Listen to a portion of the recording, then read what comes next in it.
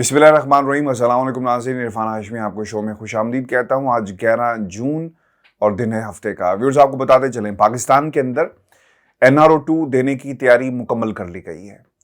ये वो NRO2 है जिसके हवाले से खान साहब बहुत पहले कहते रहे कि अगर NRO2 दिया गया तो यकीनन ये मुल्क के साथ गद्दारी होगी।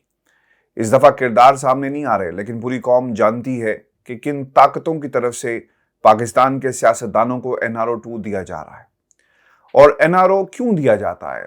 आपने माजी के अंदर, आपको याद होगा, मुशर्रफ साहब ने जब NRO दिया, जिसे वो बाद में अपनी गलती तस्वुर करते रहे और तस्लीम किया कि उनकी सबसे बड़ी गलती थी, वो चाहते थे कि पॉलिटिकली बैप्टाइज हो सकें, अपना जो जमहूरी चेहरा था वो दोबारा से बनाना चाहते थे। एक आमिर चाहता था कि किसी तरह जमहूरियत के अंदर भी लोग उनको तस्लीम कर सकें।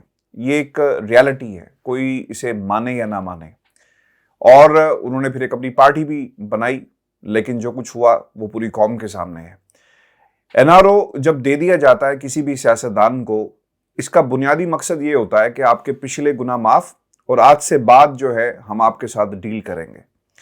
यही कुछ हुआ। करप्शन के केसेस नवाज शरीफ के ऊपर, करप्शन के केसेस बेनज़ीर भुट्टो के ऊपर, और फिर दोनों को NRO देकर आपने जो कुछ इस मुल्क के साथ जुल्म किया, इसकी मिसाल नहीं मिलती। और आज भी वो लोग कुर्सी पर नहीं बैठे हुए, वो लोग अपने इक़्तिदार से और अपने मनसब से नीचे उतर आए, और आज भी उनके इस किरदार को पाकिस्तान क्या हो, बल्कि जो पाकिस्तान की जमहूरी तारीख है, इसमें हमेशा जो है वो बुरी निगाह से देखा जाता है और हमेशा एक गद्दारी करार दिया गया। वो लोग जो ताकतवर हलकों में बैठे हुए हैं, शायद कल को 8 माह बाद, 1 साल बाद वो अपनी कुर्सी पर नहीं होंगे, लेकिन उनके इस फेल को हमेशा याद रखा जाएगा।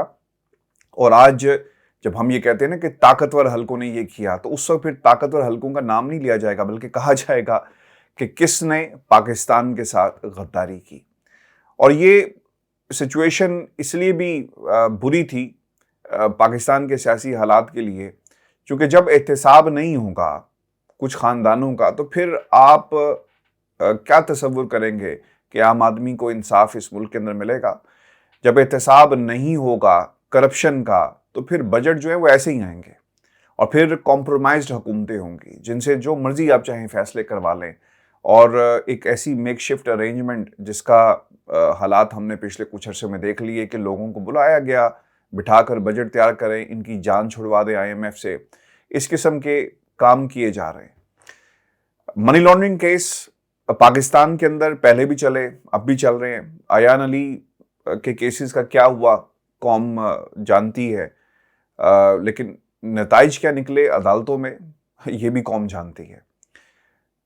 आसिफ अली जरदारी के ऊपर ओमनी ग्रुप और बहुत सारे केसेस क्या हुआ, दबा दिए गए, ख़त्म हो गए।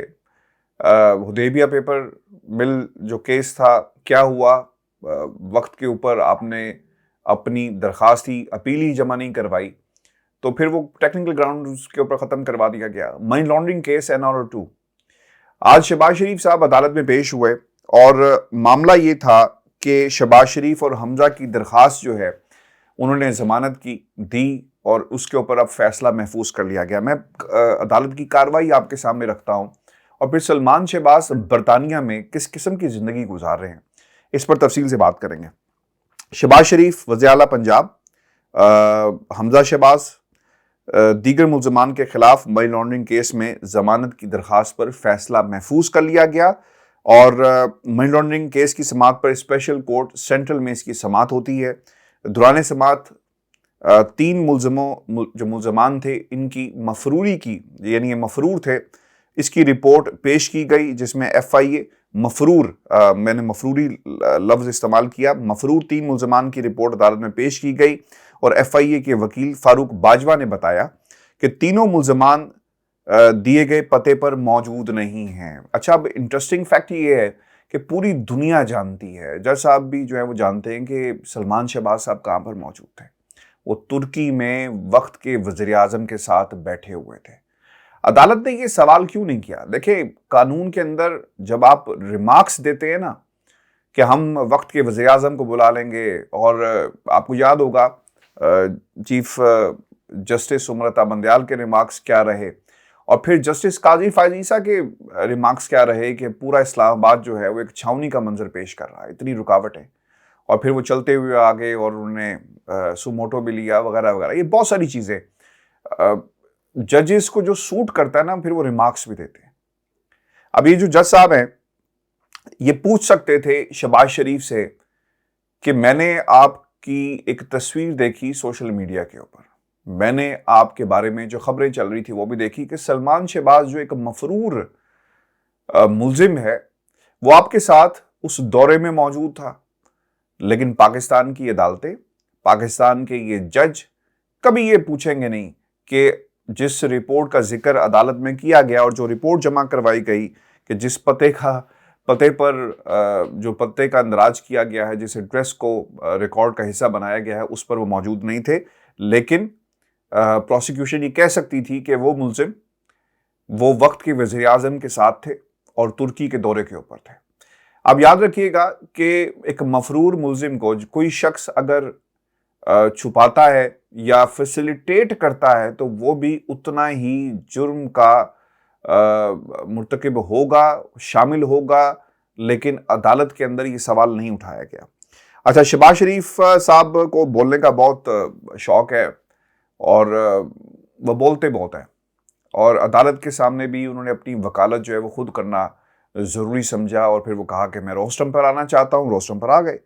मेरा हक है कि मैं अपनी ज़मानत के बारे में अदालत को हकायक बताऊँ। शहबाज शरीफ साहब ये कहते हैं कि FIA का केस भी वही है जो नैब ने बनाया, यानी उसी तरह का ये केस है, इस पर कोई फ़र्क नहीं है नैब के अंदर और फिर FIA के अंदर।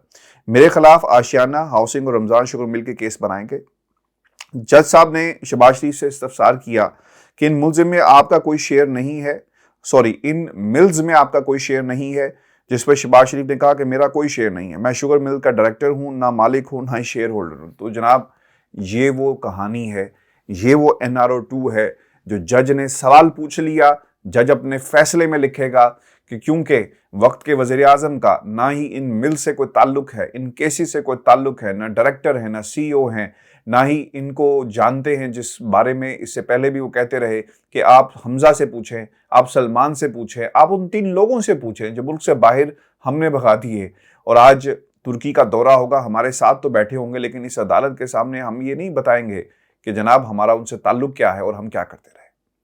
शहबाज शरीफ साहब ने जो अदालत के सामने ये मौक़िफ़ इख्तियार किया है कि जनाब अगर मैं किसी तरह डायरेक्टली इन मिल्स के साथ मेरा कोई ताल्लुक है तो फिर आप मुझे पकड़ सकते हैं। और आपको व्यूअर्स ये भी याद रखना पड़ेगा, और ये बहुत ही इम्पोर्टेंट पहलू है इस केस का, कि शहबाज शरीफ साहब कहते हैं कि मेरा इससे कोई ताल्लुक नहीं है, सलमान शहबाज का ताल्लुक है फाइनेंशियल मैटर्स, हमजा शहबाज का ताल्लुक है। तो इसका मतलब ये हुआ कि वो अपना केस मजबूत करते जा रहे हैं, और तो दूसरी तरफ अपने बच्चों का केस कमज़ोर करते जा रहे हैं।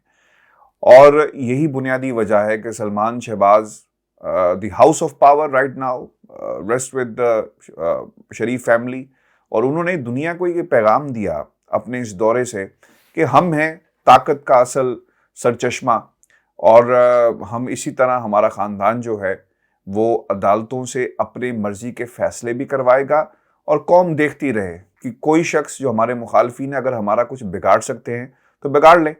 वो तकलीफ़ें जो पिछली हुकूमत ने हमारे ख़ानदान को दी, हमारे ऊपर इल्ज़ामात थे करप्शन के, हमारा जुर्म ये था कि हमने करप्शन की, और इस करप्शन को कोई साबित नहीं कर पाया टेक्निकल ग्राउंड्स के ऊपर। आज शहबाज शरीफ की कमर में दर्द नहीं होता, आज वो मुल्क के वज़ीर आज़म हैं, कभी तुर्की होते हैं, कभी किसी दूसरे मुल्क में होते हैं, वफूद से मिलते हैं, सारा दिन काम करते हैं, अनथक मेहनत करते हैं, लेकिन कोई उनसे सवाल नहीं करता। लेकिन एक पैगाम इस ख़ानदान की तरफ से 22 करोड़ आवाम को दे दिया गया कि यही ख़ानदान इस मुल्क पर हुकूमत करेगा।